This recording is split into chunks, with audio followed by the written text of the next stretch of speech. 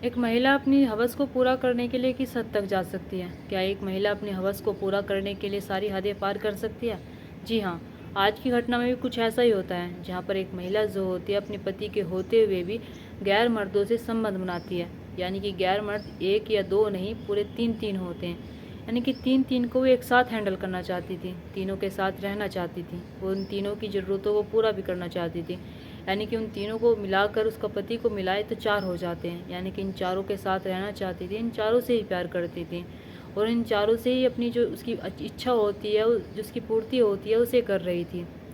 आखिरकार इस महिला के साथ फिर क्या होता है? क्या इसका जो हवस का खेल है यूं ही चलता रहता है, या फिर किसी को इसकी भनक लग जाती है? अगर भनक लगती भी है तो फिर यहाँ पर क्या होता है, क्या नहीं होता है? और वे तीन तीन व्यक्ति कौन होते हैं जो उसके साथ एक साथ रह रहे होते हैं, उसके साथ उसके बारे में जानते हुए भी उसके साथ संबंध बना रहे होते हैं? चलिए तो बिना देरी के इस घटना को शुरू करते हैं।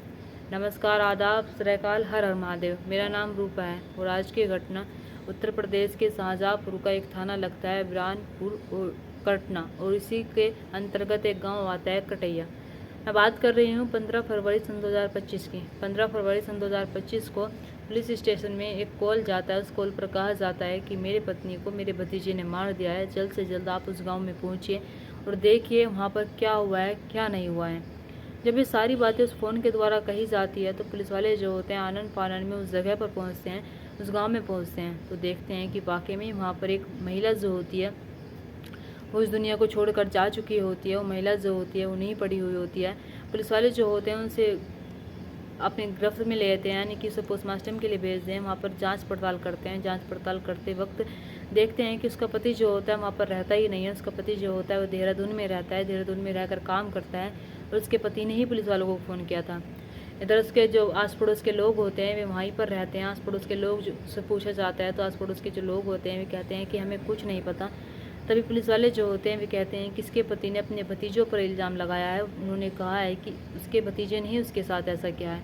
तो गांव वाले जो होते हैं वे कहते हैं कि हमें नहीं पता, लेकिन हमें इतना ज़रूर पता है कि इसका भतीजा जो होता था अक्सर यहाँ पर आया करता था। पति ना होने की वजह से उसका भतीजा जो होता था हर दिन उसके साथ रहा करता था।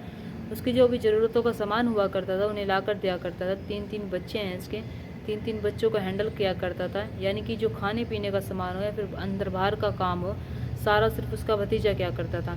लेकिन हमें नहीं पता कि इसके साथ इसके भतीजे ने ऐसा किया है या फिर किसी और ने ऐसा किया है, और ना ही हमें ये पता है कि उसके साथ ऐसा करने वाला कौन व्यक्ति है। जब पुलिस वाले गांव वालों की सारी बातें सुनते हैं तो पुलिस वाले जो होते हैं उसकी डेड बॉडी बरामद करते हैं, उसे पोस्टमार्टम के लिए भेज ही चुके होते हैं।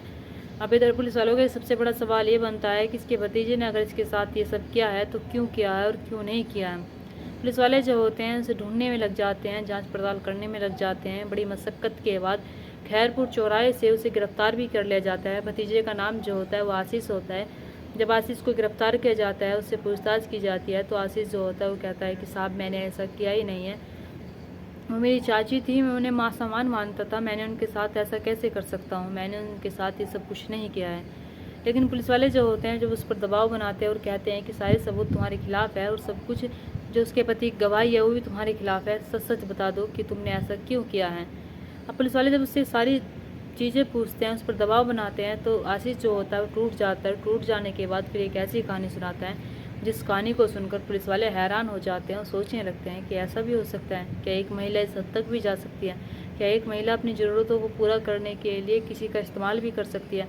आशीष जो होता है वो बताता है कि आज से 5 साल पहले जब मेरे जो चाचा होते हैं वे बाहर कमाने के लिए जाते हैं, यानी कि वे कहकर जाते हैं कि बेटा हमारे घर की तरफ भी देखते रहना, जो भी तुम्हारी चाची को ज़रूरत का सामान हो वो ला कर देना, यानी कि जिस भी चीज़ की ज़रूरत हो उसे वो ला कर लाते रहना। आशीष जो होता है वो अपनी चाची के पास जाया करता था। वहाँ पर जाने के बाद जो भी सामान होया करता था उन्हें ला कर दे दिया करता था। कुछ वक्त उनके साथ भी बिता लिया करता था। लेकिन जैसे जैसे समय बीतता चला जाता है, जब धीरे धीरे समय बीतता चला जाता है, तो इधर उसके 3 बच्चे भी होते हैं। 3 बच्चे जो होते हैं उनकी जो सामान होते हैं छोटा मोटा उसे भी ला कर दिया करता था। अब ऐसे चाची जो होती है उससे बातें किया करती थी। बातें करने के बाद चाची जो होती है आशीष से प्यार करने लगती है। जब उससे प्यार करने लगती है तो उसे एक दिन प्रपोज करती है और कहती है कि मैं तुमसे बहुत प्यार करती हूँ। आशीष जो होता है जब कहता है कि वो जब मुझसे आकर खुद कहती है कि मैं तुमसे प्यार करती हूँ, तो कहीं ना कहीं मुझे भी अपनी चाची से प्यार हो जाता है और मैं भी उनसे कह देता हूँ कि हाँ मैं भी तुमसे बहुत प्यार करता हूँ। हम दोनों जो होते हैं घर में अकेले रहते थे। बच्चे जो होते हैं वे छोटे छोटे होते हैं। मेरा जो चाचा होता है यानी कि इसका पति जो होता है वो बाहर रहकर कमाया करता था, बाहर रहकर अपना खर्चा पानी घर पर भेज दिया करता था। अब ऐसे हम दोनों जो होते थे जब जब हमें मौका मिला करता था तब तब हम अपनी ज़रूरतों को पूरा करते थे। यानी कि ये दोनों जो होते हैं एक दूसरे के साथ शारीरिक संबंध बनाया करते थे, एक दूसरे के साथ रहा करते थे। ऐसे ही सब कुछ सही चल रहा था। मैं जो होता हूँ सारी चीज़ें ला कर देता हूँ, उन्हें उनकी हर एक ख्वाहिश पूरी करता हूँ। जब समय बीतता चला जाता है, जब समय बीतता चला जाता है तो मेरी चाची का एक और लड़के से संबंध, अवैध संबंध चल जाता है। वो लड़का और कोई नहीं होता है, उसका नाम अरुण होता है। अरुण भी उसके रिश्ते में भतीजा लगता है। जब मुझे ये सारी बातें पता चलती है तो मैं चाची के पास जाता हूँ, उनसे जाकर कहता हूँ कि तुम ऐसा कैसे कर सकती हो, तुम मेरे होते हुए किसी और के पास कैसे जा सकती हो। तो उधर वो महिला जो होती है वो कहती है कि मैं, मेरी मर्जी, मेरा शरीर, मैं जो चाहूँ वो कर सकती हूँ। तुमने मुझे खरीद नहीं लिया है, मैं तुमसे प्यार करती हूँ और अरुण से प्यार करती हूँ। जब मैं उनकी बात सुनता हूँ तो मैं उन्हें बहुत समझाने की कोशिश करता हूँ और कहता हूँ कि तुम ऐसा कैसे कर सकती हो, तुम्हारा एक पति है और मैं हूँ, क्या हम दोनों से तुम्हारी ज़रूरतें पूरी नहीं हो रही है। तो महिला जो होती है उसकी एक भी बात नहीं मानती है। जब एक भी बात नहीं मानती है तो आशीष से वो कह देती है कि अगर तुम्हें मेरे साथ रहना है तो रहो, अगर तुम्हें जाना है तो जाओ। आशीष जब ये बात सुनता है तो आशीष जो होता है वो कुछ नहीं कहता है, वो सोचने लगता है कि कोई बात नहीं, अरुण भी रह सकता है, मैं भी रह सकता हूँ। यानी कि अब ये दोनों जो होते हैं अपनी चाची के साथ वह संबंध चला रहे थे, वे दोनों जो होते हैं एक दूसरे के साथ रह रहे थे। यानी कि तीनों जो होते हैं एक दूसरे के साथ अलग ही खिचड़ी पका रहे थे। जब अलग ही खिचड़ी पका रहे थे तो समय बीतता चला जाता है। जब समय बीतता चला जाता है तो एक मतलब कि 6 महीने पहले आशीष जो होता है अपनी चाची को किसी और के साथ देखता है। यानी कि आपत्तिजनक में जब देख लेता है तो अपनी चाची को जब ये सारी चीज़ें देखता है तो अपनी चाची को समझाने की कोशिश करता है और कहता है कि तुम ऐसे कैसे कर सकती हो, यानी कि मेरे साथ भी रह रही हो और उनके साथ भी रह रही हो और अब तुमने कोई और भी ढूंढ लिया है। यानी कि वो व्यक्ति जो होता है उनके ही गाँव का रहने वाला होता है, उनके ही गाँव में रह रहा होता है। जब ये सारी बातें अपनी चाची से कहता है तो चाची जो होती है वो कहती है कि मुझे नहीं पता, मुझे वो भी अच्छा लगता है, मैं भी उसके साथ रहना चाहती हूँ और मैंने तुमसे कितनी बार कहा है कि तुम मुझ पर दोष ना जमाया करो, मुझ पर आकर तुम कुछ भी ना कहा करो। जब मेरे पति मुझे कहने वाले नहीं है तो तुम मुझे कैसे कह सकते हो। यानी कि पति जो होता है वो तो बेचारा बाहर पहले से रह रहा था तो वो कैसे कह सकता था, वो तो सब चीज़ों से अनजान रहता है, उसे पता ही नहीं होता है। उसे ना ये पता होता है कि उसका भतीजा जो है उसके पत्नी के साथ ये गुल खिला रहा है। इधर आशीष जो होता है जब ये सारी चीज़ें सुनता है, देखता है तो उसे बहुत गुस्सा आता है और इतना गुस्सा आता है कि वो सारी बातें अरुण से जाकर कहता है और कहता है कि देखो, हमारे हम दोनों के होते हुए भी हमारी जो चाची है वो किसी और के साथ अवैध संबंध चला रही है। यानी कि हमारे ही गाँव का एक व्यक्ति है उसके साथ रह रही है, उसके साथ भी वो सोती है और उसके साथ अवैध संबंध चला रही है। जब ये सारी बातें अरुण सुनता है तो अरुण को भी गुस्सा आता है और वो कहता है कि चाची ऐसा कैसे कर सकती हैं। ये दोनों जो होते हैं फिर से उसके पास जाते हैं, उसके पास जाने के बाद समझाने की कोशिश करते हैं, उससे कहते हैं कि ऐसा ना करो, हम दोनों तुम्हारे साथ रह तो रहे हैं, हम हमारे होते हुए तुम्हें किस चीज़ की कमी हो रही है, हम दोनों तुम्हारी ज़रूरतों को भी पूरा कर रहे हैं, हम दोनों तुम्हें हर चीज़ ला कर देते हैं। लेकिन चाची जो होती है वो कहती है कि नहीं, मुझे नहीं पता, मुझे वो भी अच्छा लगता है। यानी कि कहीं ना कहीं इनकी चाची को गैर मर्दों की, यानी कि नई नई मर्दों की लत लग चुकी थी, उनके साथ रहना चाहती थी, उनके साथ सोना चाहती थी। अब इधर अरुण और आशीष जो होते हैं जब उन्हें समझाते समझाते थक जाते हैं तो ये दोनों जो होते हैं ना बहुत गुस्सा आता है जब ये देखते हैं कि उनकी चाची जो होती है उनके ही गांव में रहने वाले एक युवक से लगातार मिल रही है, लगातार बातचीत कर रही है। तो एक दिन आशीष और अरुण जो होते हैं वे एक दिन प्लान बनाते हैं और सोच लेते हैं कि हम अपनी चाची के घर जाएंगे, वहाँ पर जाने के बाद उन्हें एक बार फिर समझाने की कोशिश करेंगे। अगर वे मान गई तो सब कुछ सही हो जाएगा, अगर नहीं मानी तो देख लेना आज कुछ सही नहीं होगा।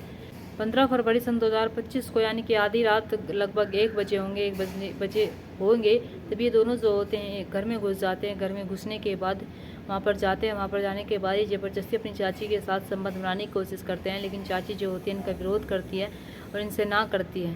तो ये दोनों जो होते हैं बार बार समझाने की कोशिश भी करते हैं कि तुम इसे छोड़ दो, तुम उसके साथ ना रहो, लेकिन चाची जो होती है इनकी नहीं मानती है। तब कहीं जाकर ये दोनों जो होते हैं अपनी चाची को मार देते हैं। और जब इस दोनों अपनी चाची को मारते हैं तब उनकी जो बड़ी बेटी होती है वो उठ जाती है। उठ जाने के बाद वो इन्हें देख लेती हैं। कहीं ना कहीं इन दोनों को पता लग गया था कि बच्ची उठ चुकी है, बच्ची बता देगी, अपने पापा को बता देगी, गाँव वालों को बता देगी। तो वे डर जाते हैं। डर जाने के बाद वे भाग जाते हैं और फरार हो जाते हैं। लेकिन पुलिस वाले जो होते हैं उन्हें बड़ी मशक्क़त के बाद ढूंढ कर लेकर आते हैं। ढूंढ कर लेकर आने के बाद जब उनसे पूछताछ करते हैं तो पूछताछ में सब कुछ पता चलता है। यानी कि यहाँ पर इनकी चाची जो होती है उन्हें नए नए मर्दों की लत लग चुकी थी। यानी कि उनका पति जो होता है वो बाहर रहता था, बाहर रहकर कमाता था और जो भी कमाई से आता था तो अपनी पत्नी को दिया करता था। लेकिन पत्नी जो होती है वो पहले तो अपने भतीजे से संबंध बनाया करती थी, फिर दूसरे भतीजे के साथ रहती है, फिर वो गांव के ही एक युवक से अवैध संबंध चला लेती है। यानी कि यहाँ पर इसका एक से मन नहीं भरता है, एक से इसकी ज़रूरत तो पूरी नहीं होती है, इसलिए ये अलग अलग मर्दों को अपने पास बुलाया करती थी, उनके साथ रहा करती थी। यहाँ पर इस चीज़ का गुस्सा उनको बहुत आता है, आशीष को भी बहुत आता है। इन दोनों को जब गुस्सा आता है तो ये ऐसा कदम उठा लेते हैं। यहाँ पर किसकी गलती होती है? यहाँ पर उस महिला की गलती होती है जो अवैध संबंध चला रही थी, या फिर उन दोनों लड़कों की गलती होती है जिन्होंने उसकी जान ली। और यहाँ पर इस सब में इन 3 बच्चों का क्या दोष होता है, जिनकी उम्र कुछ नहीं है, जो अभी छोटे छोटे होते हैं, जिन्हें पता ही नहीं होता है कि उनकी माँ क्या कर रही है, क्या नहीं कर रही है, जिन्हें इस चीज़ का अंदाज़ा नहीं होता है कि उनकी माँ किसी और के साथ ऐसा गलत काम भी कर रही है। जब ये सारी बातें इसके पति को पता चलती है तो पति भी बहुत टूट जाता है। टूट जाने के बाद वो भी सोचता है कि मेरी पत्नी मेरी पीठ पीछे ये सब कुछ कर रही थी, मुझे पता ही नहीं था कि मेरा भतीजा, मेरे दोनों भतीजे, यानी कि वो भी इसका रिश्ते में भतीजा लगता था, वो भी उसके रिश्ते में भतीजा लगता था, वे दोनों मिलकर उसके साथ ऐसा कर रहे हैं। और मेरी जो पत्नी है वो किसी और के भी साथ ऐसा कर रही है। अगर हम कहें कि एक महिला की ज़रूरतों को पूरा करने के लिए शादी जैसा बंधन बनाया जाता है, एक रिश्ता बनाया जाता है, जहाँ पर एक व्यक्ति हो या फिर एक महिला हो, दोनों की ज़रूरतों को पूरा किया जाता है, यानी कि दोनों व्यक्ति जो होते हैं अपना वैवाहिक जीवन शुरू करते हैं। लेकिन यहाँ पर कुछ व्यक्ति और कुछ महिलाएं ऐसी होती हैं जिनकी जो ज़रूरतें होती हैं उनके पति से पूरी नहीं हो पाती, पत्नी से पूरी नहीं हो पाती, और फिर वे अलग जगह मुँह मारते हैं, बाहर जाकर मुँह मारते हैं, और उनके साथ कुछ ऐसा ही होता है। दोस्तों, इस कहानी और घटना को सुनाने का मकसद मेरा आपका दिल दुखाना नहीं था, आपको परेशान करना नहीं था, आपको घटना के बारे में बताना था, आपको सचेत करना था। आप अपने परिवार के साथ खुश रहिए। नमस्कार।